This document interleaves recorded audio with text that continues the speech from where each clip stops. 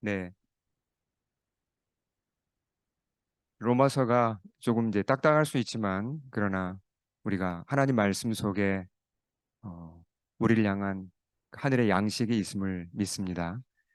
네, 로마서 8장은 우리가 암송도 했죠. 기억나시죠? 우리 예, 지난 봄에 또 암송할 때도 로마서 8장이 들어가 있습니다. 그만큼 참 너무나 중요한 말씀이고, 지난주에도 말씀드렸지만 성경이 다 중요하죠. 66권이 다 중요한데 그 가운데 한 권을 정말 골라야 한다면 로마서를 고를 것이고, 그리고 그 중에서도 로마서 8장이 가장 중요한 이 기독교의 진리들이 어 이제 빼곡히 모여 있는 곳이 로마서 8장입니다. 근데 로마서를 8장을 읽어보시면 알겠지만 조금 헷갈리는 부분들이 있어요. 왜 그러냐면 똑같은 단어가 반복해서 나옵니다. 8장을 다 읽어보셨잖아요. 무슨 단어가 반복해서 나오죠? 두 가지 단어가 반복해서 나옵니다. 개역 개정 성경을 읽어보시면 계속 반복해서 나오는 단어가 있는데 이게 헷갈립니다. 그게 1절부터 13절까지 무려 13번이나 나오는 단어가 있습니다. 그 헬라어 성경을 봐도 똑같습니다. 똑같은 단어가 나오는데요. 육신이라는 단어입니다. 육신. 예. 그러니까 육신이란 이 단어를 정확하게 이해하지 않으면 로마서 앞부분을 우리가 바로 이해할 수가 없습니다. 이제 이게 이제 헬라어로는 여기 제가 뭐 이 헬라어까지 기억하실 필요는 없는데 이제 이 같은 단어가 이렇게 번역됐다는 걸 아시면 됩니다. 사륵스라는 단어인데요. 예. 한글로는 이제 육신, 영어로는 뭐죠? 플래시. 플래시가 뭡니까? 플래시. 영어로 플래시 그럼 가장 먼저 떠오르는 게 뭐죠? 무슨 뜻이죠? 플래시 그러면 살이에요, 살. 살. 그러니까 살 얘기를 하는 겁니다. 잘못 이해하면 왜 로마서가 갑자기 다이어트 하는 것도 아닌데 무슨 살 얘기를 이렇게 많이 하지? 예. 그러니까 살 얘기를 하는 것처럼 이제 들릴 수도 있다는 얘기죠. 도대체 이게 무슨 뜻인가?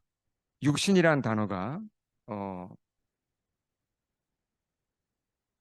바울이 표현하고자 하는 그 본질은 육신이라는 단어를 써서 sinful nature, 그러니까 사람 속에 있는 악한 본성을 이 단어로 표현한 겁니다.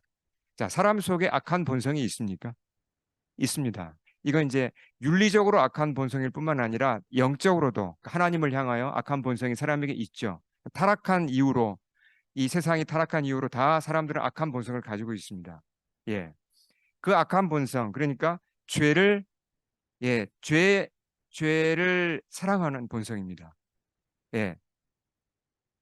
제가 이 앞에 목사로 서 있으니까 여러분 좀 뭔가 좀 그래도 조금 그래도 이렇게 다른 사람과 달라 보이지 않습니까? 근데 제 속에 육신적인 게 있을까요? 없을까요? 있습니다. 예. 제가 여러분하고 별 차이가 없어요. 똑같은 사람이고 똑같은 예. 그런 심플 네이처, 육신을 가지고 있습니다. 다 이제 사람마다 개인 차이는 있겠죠. 그러니까 죄에 약하고 죄의 유혹에 끌리고 죄를 쉽게 짓고 죄를 사랑하는 그런 악한 본성이 우리 속에 있다는 겁니다. 그것을 육신이라는 단어로 표현했습니다. 네. 이제 그래서 13번 중에 3절만 제외하고 이따가 보시면 압니다. 3절을 제외하고 나머지 모두 심플 네이처, 악한 본성이라는 뜻으로 사용된 겁니다. 그걸 아시고 읽으면 훨씬 쉽게 읽힙니다. 자, 그러면 또 하나 질문을 드리겠습니다. 사람이 예수 믿고 거듭나면 이 악한 본성이 어떻게 될까요? 완전히 사라질까요? 그러면 조금씩은 그래도 이제 거기서 벗어날 수 있을까요? 예. 분명한 건 아무리 예수 믿고 거듭나도 악한 본성이 하루아침에 이게 사라지는 거 절대로 아닙니다. 참 끈질깁니다. 예. 그러니까 우리가 영적으로 성장한다는 것은 크리스찬이 되어서 이제 예수님을 따라가고 영적으로 성장한다는 건 다른 말로 하면 무슨 얘기예요? 이 육신과 싸움입니다. 그러니까 적을 알아야 되고 무슨 싸움을 싸우는지 알아야 싸우죠. 우리가 뭐 영적으로 성장해야 된다, 예수님 닮아가야 된다 이런 얘기를 많이 하는데 도대체 이게 뭐 어떻게 하는 건가? 한마디로 말하면 내 속에 있는 육신과의 싸움입니다. 예, 육신은 끊임없이 내 속에 내 속에서 죄에게 이끌립니다. 사탄은 그걸 이용하죠. 24시간 사탄은 그걸 육신을 이용해서 우리를 공격하겠죠. 예. 그러니까 오늘 읽은 본문에서 바울이 얘기하고자 하는 바는 신자가 자신 속에 남아있는 이 악한 본성과 어떻게 싸워야 하는지를 얘기합니다. 그리고 어떻게 승리를 해 나갈 수 있는지 그 얘기를 해주는 겁니다. 자, 그래서 육신이라는 단어에 주목하면서 본문의 뜻을 한번 살펴보겠습니다. 자, 3절 같이 읽어볼까요? 시작. 율법이 육신으로 말미암아 연약하여 할 수 없는 그것을 하나님은 하시나니. 여기서 그것이 무엇이죠? 그것. 영어로 what. 한글 성경에 그것. 그것이 무엇입니까? 하나님이 율법을 주셨잖아요. 그죠? 예. 십계명을 비롯한 율법을 주셔서 율법을 주신 목적이죠. 예. 율법을 주셔서 뭘 원하셨습니까? 사람들이 죄를 떠나서 하나님을 사랑하고 하나님을 닮아가고 하나님을 잘 따르는 하나님의 백성다운 자로 변화시키길 원하셨습니다. 근데 율법 가지고 그게 잘 되었습니까? 율법을 주셨는데 사람들이 하나님의 목적대로 의도대로 잘 그렇게 따라왔습니까? 안 됐다는 거죠. 율법을 주셨지만 예, 사람들이 따라오지 못했습니다. 여전히 육신에게 끌려다닌 겁니다. 어, 그러니까 이 참 육신의 문제가 참 이게 쉽지 않은데요. 그래서 하나님이 대안을 사용하신 게 이어서 나오는 말씀입니다. 원래 대안을 가지고 계셨죠. 자, 읽어보겠습니다. 3절 하반절 시작. 하나님은 하시나니 곧 죄로 말미암아 자기 아들을 죄 있는 육신의 모양으로 보내어 육신의 죄를 정하사. 자, 여기서 3절에서만 이 육신이라는 단어는 똑같은 헬라어 단어입니다. 사르크스. 근데 이건 뭘 뜻하죠? 이건 몸을 뜻합니다. 바디. 사람의 몸을 뜻해요. 여기에서만. 그러니까 예수님이 하나님의 아들이 사람이 되어 오셨다는 걸 이렇게 표현한 겁니다. 예. 예수님에게 죄가 있다는 게 아니라 예수님도 똑같이 우리와 똑같은 죄인의 몸을 가지고 태어났다는 겁니다. 예. 그리고 결국은 이제 그 몸을 가지고 어떻게 하셨습니까? 그 몸을 입고 사시면서 우리 대신 심판을 받으셨습니다. 이거 생각할수록 얼마나 감사한지 몰라요. 그리스도 예수 안에 있는 자에게는 결코 정죄함이 없다는 그 선포와 약속이 결국은 이 예수님의 희생과 관련된 건데 저 같은 경우에도 정말 예수 믿기 전에도 죄를 많이 범했고 예수 믿고 나서도 육신 때문에 많이 넘어졌습니다. 지금도 넘어지고 있죠. 그러나 제가 왜 소망을 가집니까? 예수님이 대신 예, 심판을 받아주셨기 때문에요. 나를 대신해서 모든 심판을 다 받아주셨습니다. 그래서 지난주 기억나시죠? 우리 과거의 죄가 다 용서되었고 현재의 죄도 다 이미 해결되었고 미래의 죄까지 주님이 다 지고 가셨습니다. 이건 생각할수록 너무나 놀라운 복음이죠. 예. 그래서 이 3절에서 보면 어, 자, 네. 그래서 육신을 따르지 않고 자, 4절을 제가 읽겠습니다. 육신을 따르지 않고 그 영을 따라 행하는 우리에게 율법의 요구가 이루어지게 하려 하심이라. 그러니까 예수님을 보내신 목적입니다. 여기서 또 하나 우리가 생각해야 되는데요. 그, 자, 율법의 요구가 여기서 뭐죠? 율법의 요구. 앞에서 하나님이 율법을 주시면서 하나님이 원하셨던 것과 같은 겁니다. 결국 우리가 하나님의 백성답게 되는 거고 하나님 사랑하고 하나님 따르는 거죠. 그게 율법으로는 안 됐는데 뭘로 된다는 얘기입니까? 예수 믿으면 된다는 얘기입니다. 이제 새로운 길이 열렸다는 겁니다. 예. 그래서 이제는 예수님 덕분에 우리에게 정죄함이 없고 이제 하나님이 원래 목적한 대로 우리가 죄를 벗어나서 하나님의 백성답게 자라갈 수 있는 길이 열렸다는 겁니다. 이걸 조금 다른 각도에서 한번 제가 설명을 해보겠습니다. 4절을 우리가 좀 이해를 하는 게 필요하기 때문에요. 어떤 사람이 이제 여기 이제 있다고 가정을 해볼게요. 근데 사기를 치고 도둑질을 했습니다. 굉장히 심한 사기 이제 프로드를 해서 이제 결국 붙잡혔고 감옥에 가게 되었습니다. 이건 제가 만들어낸 얘기입니다. 죄가 커가지고 너무 이제 죄가 심각해서 감옥에서 10년을 이제 선고를 받았습니다. 근데 그 사람이 대통령의 친척이었어요. 그 나라의 대통령의. 그러니까 자기 이제 대통령의 조카쯤 되는 사람이니까 대통령이 자기 권한으로 그 피해 입은 사람들을 다 찾아가서 다 보상을 해 주었습니다. 그리고 자기 권한으로 사면을 해준 거죠. 그 사람을. 파든. 그러니까 죄를 다 이제 그냥 없는 걸로 하고 풀어 주었습니다. 자, 그럼 법적으로 그 사람은 지금 자유인입니까? 아닙니까? 자유인이죠. 법적으로는 자유를 얻었습니다. 근데 이 사람이 사기치고 도둑질하던 그 옛 버릇이 하루아침에 바뀔까요? 안 바뀝니다. 그 죄가 그 사람을 붙잡고 있는 거죠. 이 육신이죠. 육신. 이 사람 속에 있는 그 이제 사기치고자 하고 도둑질하고자 하는 그런 어떤 욕구가 있으니까 쉽게 다시 옛날로 돌아가서 죄를 범하게 된다는 거죠.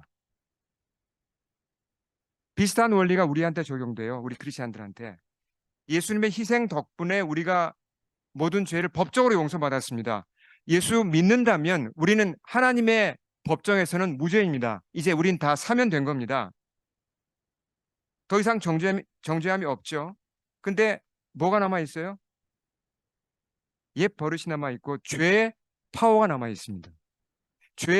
죄는 파워를 가지고 있어요. 어, 예를 들어서 알코올 알코올도 파워가 있잖아요. 알코올 중독, 드락, 마약 중독, 파워가 있듯이 죄도 파워가 있습니다. 우리가 아무리 법적으로 용서받고 정죄함이 없지만 예전에 짓던 죄, 쉽게 넘어지던 죄들이 우리를 다시 유혹하면 쉽게 넘어진다는 겁니다. 죄에게 파워가 있기 때문에. 그래서 삶이 비참해질 수 있다는 얘기죠. 거듭났는데도. 예.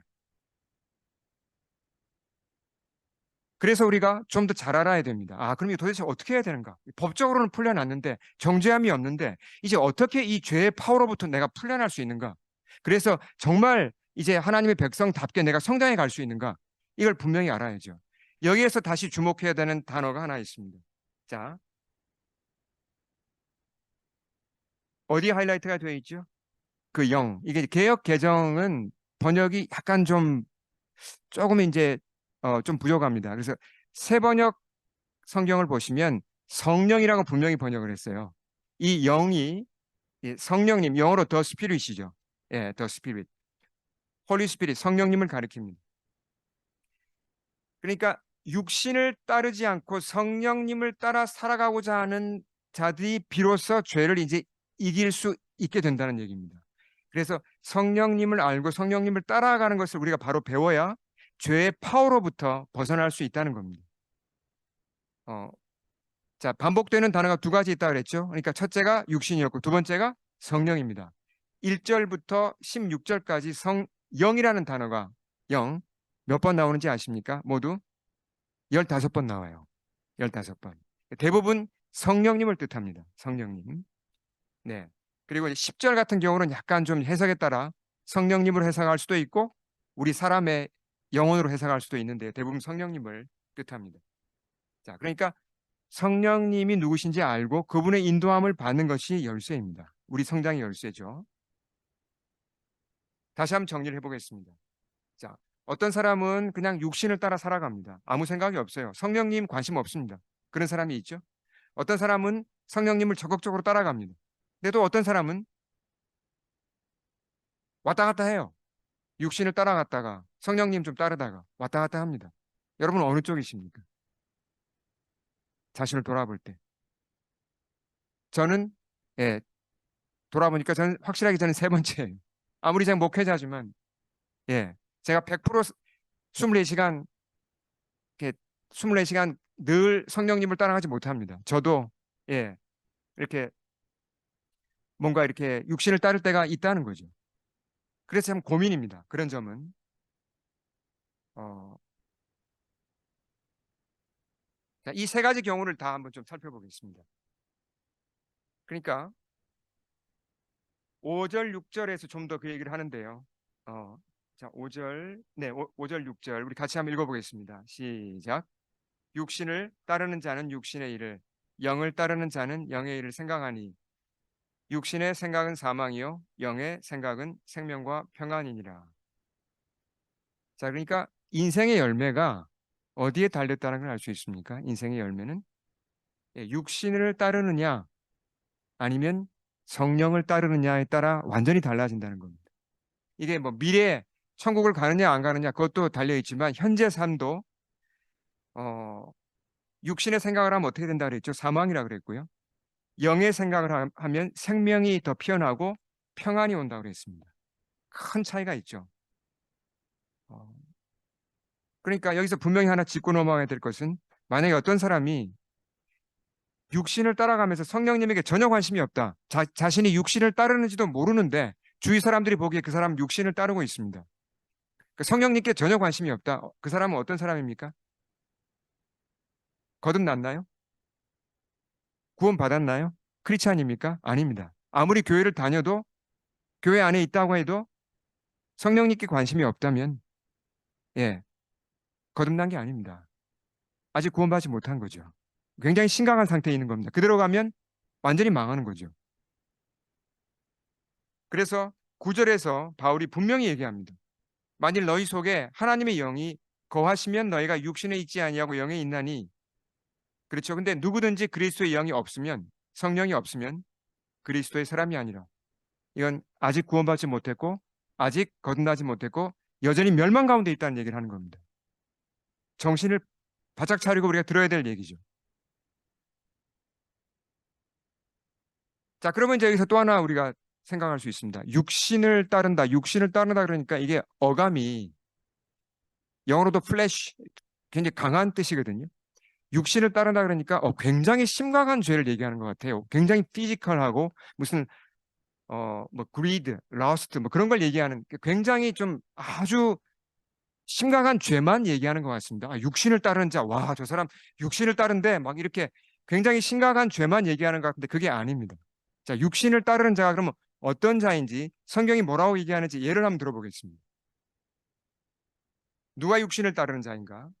예수님이 직접 가르치신 말씀 중에 재림에 대해서 말씀하신 적이 있어요. 예수님 다시 오시는 재림. 그러면서 예수님이 예를 들어서 이런 말씀을 하셨어요. 자, 누가복음 17장 말씀 같이 한번 읽어보겠습니다. 시작.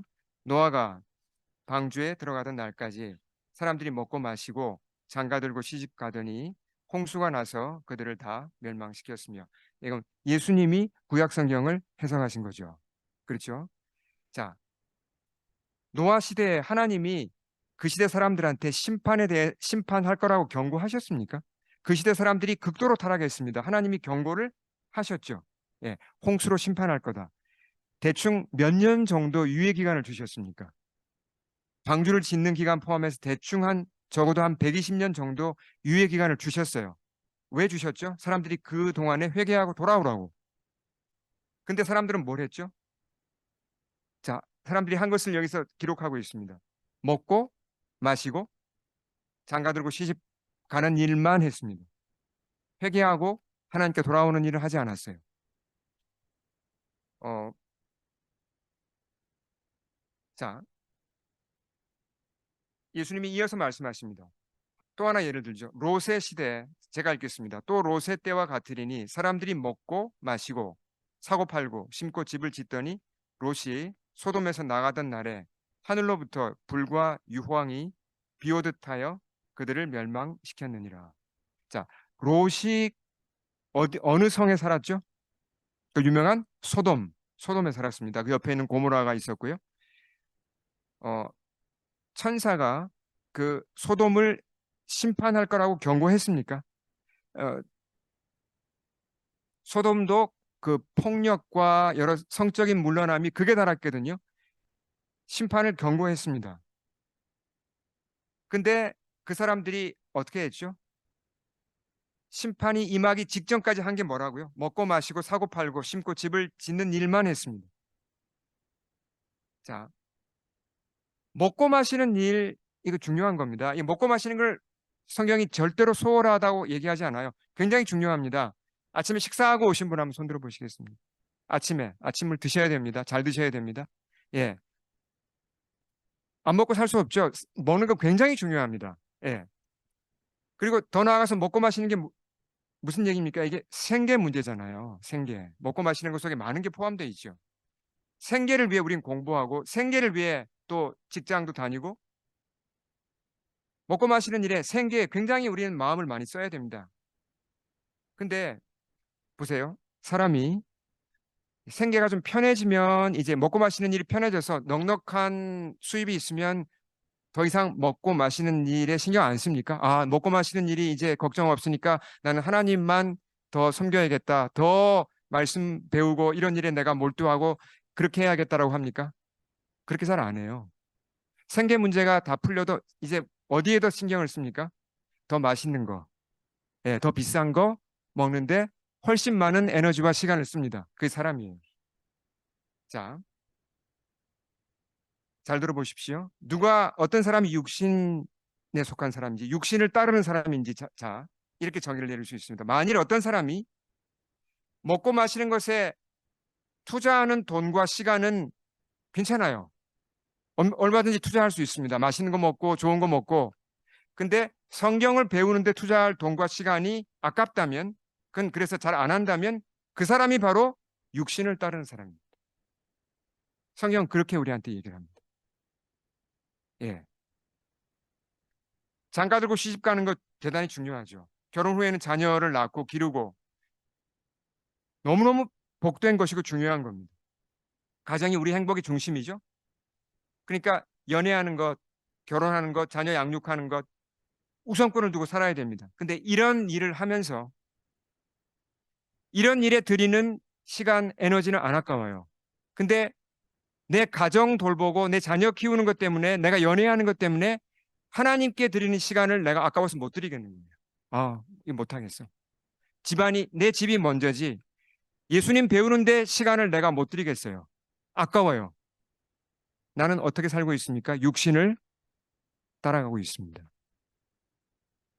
예. 사고 파는 것 중요합니다.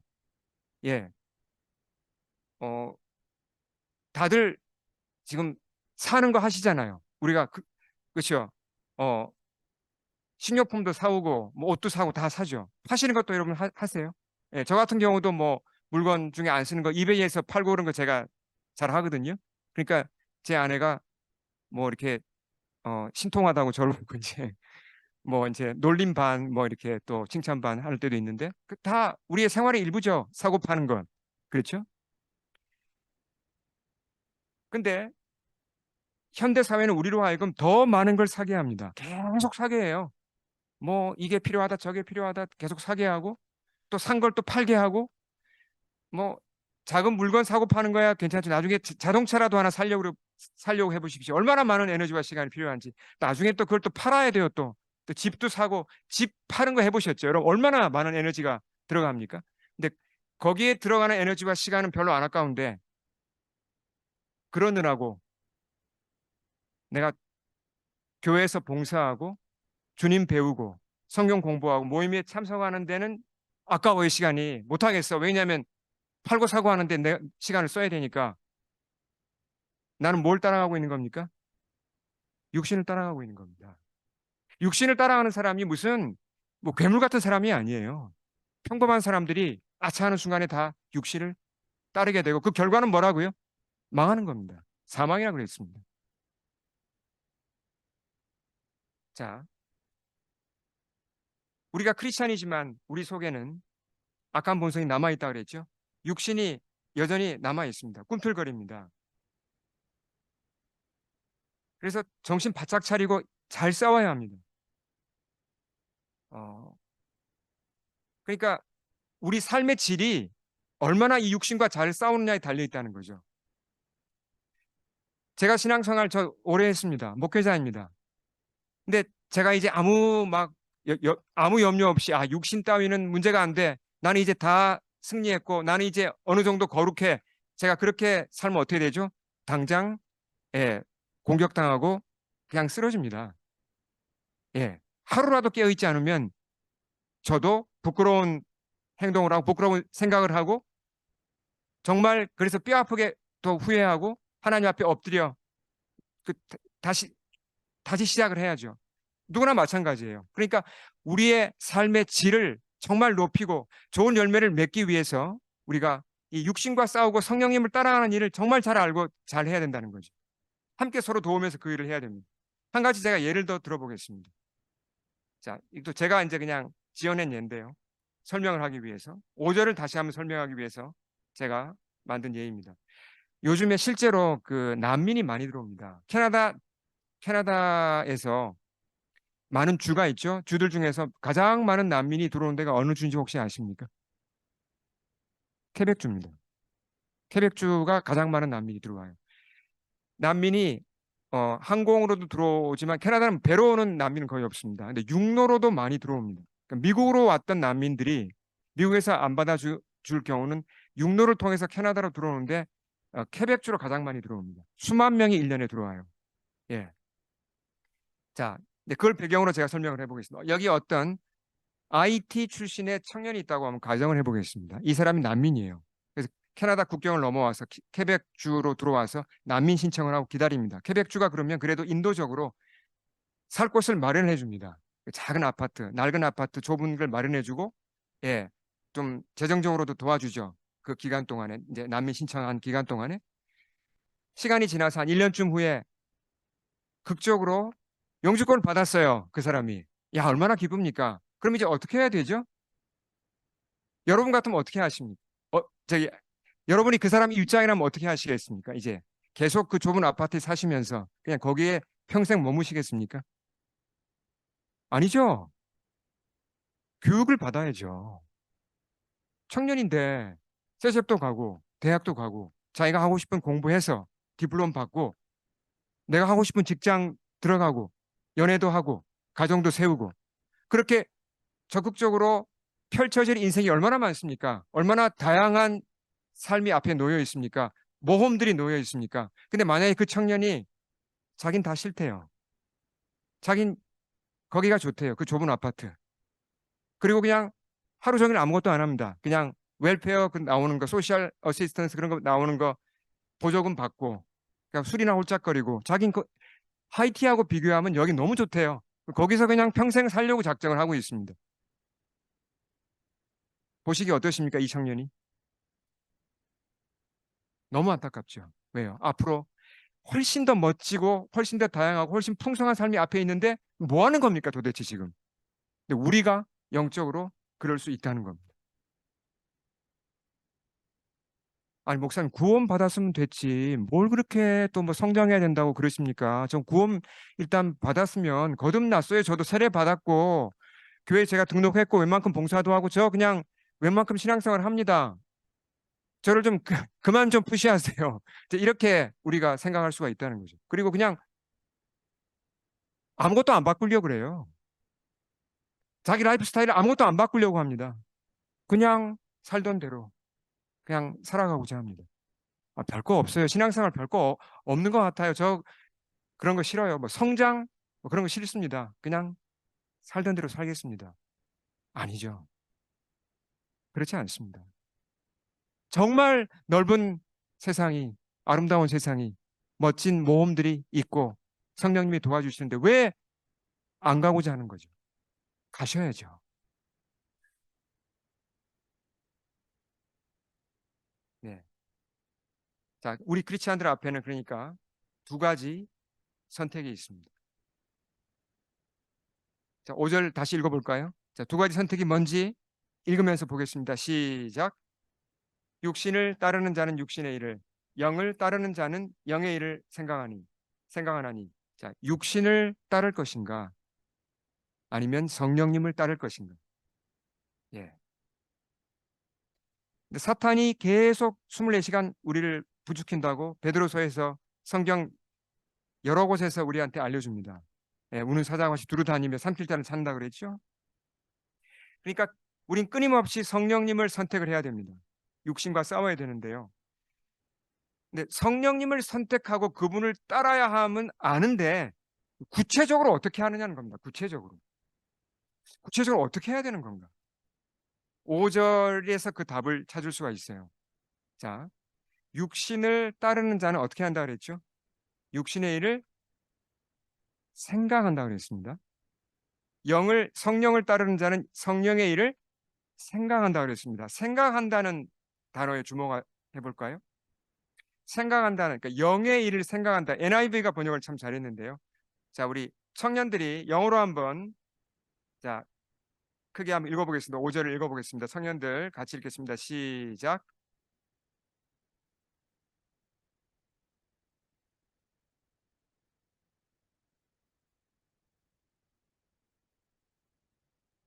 네.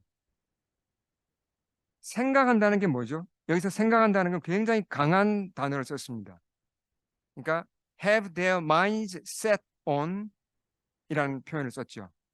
그러니까 성령님이 원하시는 것에 내 생각을 맞춘다는 겁니다. 마치 우리가 라디오 주파수를 맞추듯이 내 생각을 성령님이 원하시는 것, 성령님이 원하시는 것이 뭐지? 거기다 내 생각을 맞춘다는 겁니다. 그러니까 생각이 중요하다는 거죠. 생각. 생각부터 바로 잡지 못하면 아무것도 안 됩니다. 생각은 계속 내 마음대로 하면서 행동만 하면 절대로 이기지 못합니다. 근데 생각이 내 마음대로 안 되잖아요. 어떤 때는 그냥 근심이 가득 차죠. 이 자리에 앉아 계시지만 몸은 여기 계시지만 생각이 지금 다른 데 가 계신 분들은 아마 계실지도 모르겠습니다. 머릿속에. 예, 그걸 했어야 되는데. 이걸 어떻게 준비하지? 머릿속에 다른 것에 지금 다른 데 딴 데 가 계신 분 아마 계실 거예요. 생각이 내 마음대로 안 되잖아요. 걱정이 내 생각을 붙잡고 어떤 때는 부끄러운 욕심이 미움이 내 생각을 자꾸 지배하려고 합니다. 저 같은 경우도 성경을 읽고자 이렇게 스마트폰을 잡았다가 카톡이 오면 카톡 메시지 읽게 되고 그것과 연관되어서 인터넷 검색하다가 유튜브를 열게 되면서 한 시간이 훅 지나갑니다. 그냥. 나, 그러다가 이거 뭐, 내가 왜 이러지? 정신을 이제 차리거든요. 근데 그 한 시간 동안 생각의 주도권이 누구한테 있었습니까? 제가 저를 잘 이렇게 컨트롤했습니까? 못했어요. 그냥 끌려다닌 거예요. 그게 한 시간이니까 괜찮지. 그게 잘못하면 하루가 될 수 있고 그냥 일주일이 그렇게 갈 수가 있다는 겁니다.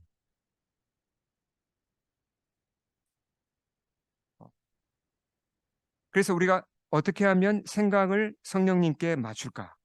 여러분, 어떻게 하면 맞출 수 있을까요? 혼자서는 힘듭니다. 오늘 중요한 결론이 이겁니다. 성령님을 따라야 되고 성령님께 내 생각을 맞춰야 되는데 혼자서 힘들다는 겁니다. 그래서 주님이 우리에게 두 가지를 주셨어요. 그게 뭐죠? 첫째가 가정, 두 번째가 교회입니다. 우리는 혼자가 아니죠. 가정이 있습니다. 물론 여기 이제 유학생으로 혼자 나와 있는 친구들 같은 경우는 이제 뭐 그래도 요즘은 이제 몸은 혼자일 수 있지만 또 그럴 때는 또 뭐 카톡 뭐 그룹톡이라든지 이렇게 해서 연결될 수가 있죠. 우리는 그래서 자, 첫째 가정에서 어떤 도움을 받을 수 있죠? 내 생각을 성령님께 맞추는데 어떤 도움을 받을 수 있죠?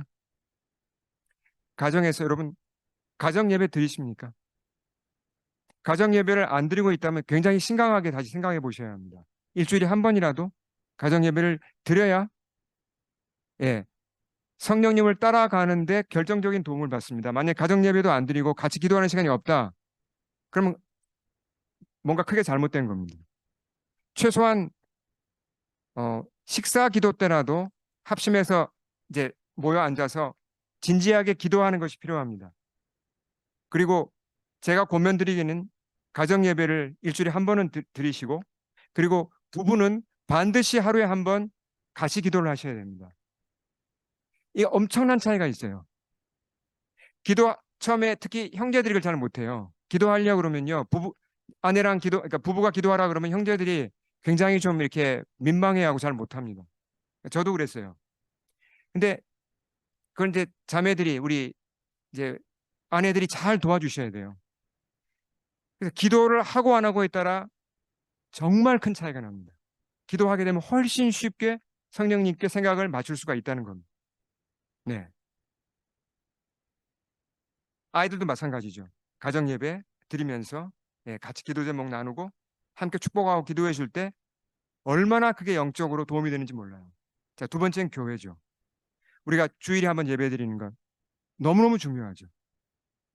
이게 우리 삶의 정말 파운데이션입니다. 근데 한 번만으로 저는 부족하다고 생각합니다. 왜냐하면 일주일이 너무 길어요. 그렇다고 우리가 뭐 매일 교회 올 수는 없지만 여러분이 돌아보셔야 됩니다. 이게 우리에게 지금 수요일 날 수요일 성경 공부와 기도회가 있죠. 이따가 제가 광고를 드릴 텐데요. 그리고 또 우리 피어나는 제자들은 금요일에 모임이 있죠. 예, 성경 공부 있고 또 토요일 아침에 새벽 기도회가 있고 이런 식으로 주중에도 모임이 있습니다. 이거 괜히 있는 게 아니에요. 우리가 성령님께 생각을 맞추는데 정말 큰 도움이 된다는 겁니다. 그래서 성경에서 이게 제가 뭐 모임을 광고하는 것 같지만 이게 너무 중요하기 때문에 이 말씀을 꼭 드려야 됩니다. 히브리서에서 이런 얘기를 했습니다. 우리 같이 한번 읽겠습니다. 시작. 어떤 사람들의 습관처럼 우리는 모이기를 그만하지 말고 서로 격려하여 그날이 가까워온 것을 볼수록 더욱 힘써 모입시다. 교회는 예, 하나님이 우리로 하여금 함께 주님을 따를 수 있도록 주신 공동체예요. 그래서 가능하면 내가 모임에 많이 참여하는 것이 물론 이제 각 개인 차이는 있습니다. 그러나 모임을 잘 만들어서 그 모임에 잘 참여하는 것이 성령님께 내 생각을 맞추는데 크게 도움이 되고 결국 우리가 육신을 따르지 않고 주님을 따르는데 도움을 받고 내 삶이 훨씬 풍성해진다는 거죠. 우리 함께 기도하겠습니다. 주님 앞에 엎드리겠습니다. 우리 선포된 말씀 앞에 우리 반응하겠습니다.